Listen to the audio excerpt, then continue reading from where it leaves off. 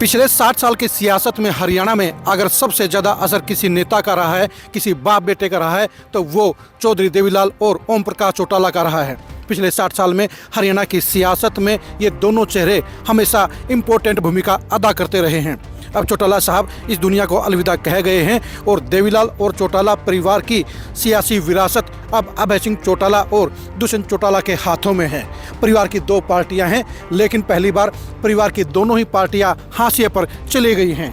जी हां, पहली बार हरियाणा के अंदर ऐसा माहौल बना है जिसमें ना तो इनेलो की कोई जगह है और ना ही जेजेपी की नजर आई है, और स्थानीय निकाय चुनाव में ये दोनों पार्टियां पूरी तरह से गायब हो गई हैं। यह भी कह सकते हैं कि दोनों ही नेताओं ने अपने परिवार की साख को बट्टा लगाने का काम किया है। आखिर दुष्यंत चौटाला और अभय चौटाला ने कैसे अपने परिवार की साख को बट्टा लगाया है और स्थानीय निकाय चुनाव में दोनों पार्टियों के हालात हैं, ये जानने के लिए आज की इस खरी खरी खबर को गौर से देखिए।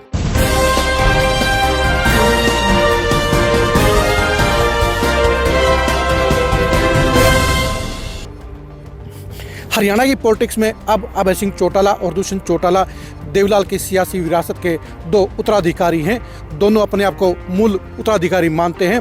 जहां ओम प्रकाश चौटाला ने अपनी सियासत और विरासत दोनों ही छोटे बेटे अभय चौटाला को सौंप दी, वहीं पर परिवार से बगावत करके दुष्यंत चौटाला ने जननायक जनता पार्टी का गठन किया और चौधरी देवीलाल के आदर्शों पर चलने का ऐलान किया।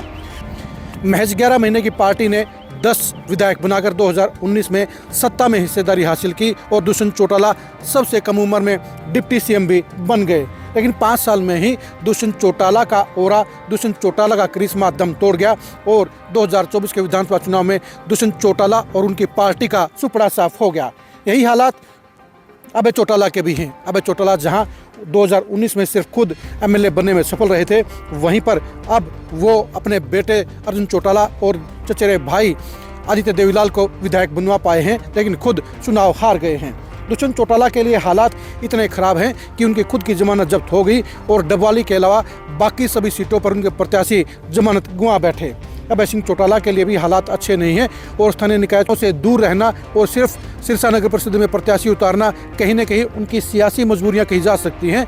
सिरसा में दुष्यंत चौटाला और अभय चौटाला का अपने पार्टी के प्रत्याशियों के समर्थन में मैदान में नहीं उतरना कई सवालिया निशान खड़े कर गया है और ये बता गया है कि दोनों नेता कागजी नेता हैं।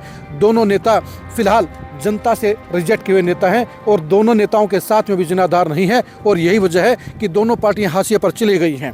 स्थानीय निकाय चुनाव में ना कहीं दुष्यंत चौटाला थे, ना कहीं अभय चौटाला थे, और दोनों ही अपने आप में कमज़ोर नेता साबित हो गए हैं।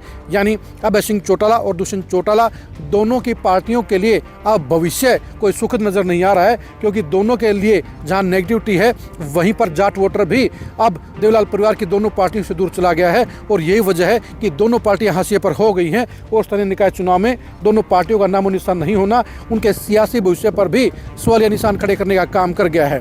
आप दुष्यंत चौटाला और अभय चौटाला के सियासी भविष्य के बारे में क्या सोचते हैं, कमेंट करके जरूर बताइए। आपकी नज़र में दोनों ही पार्टियों के लिए अब क्या एक होने के अलावा और कोई विकल्प बचा है, इसके बारे में भी राय दीजिए।